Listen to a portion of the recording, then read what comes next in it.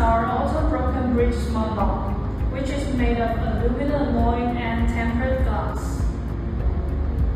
We can add multiple unlock ways in the app, like e-keys, passcode, card, fingerprint, face, and also we can remote control to unlock or lock the door in the app.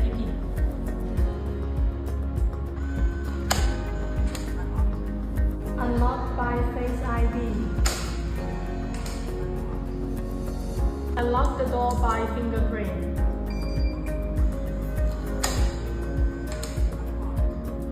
We can unlock by the password. We have keyhole behind this plate, so we can unlock or lock the door by key.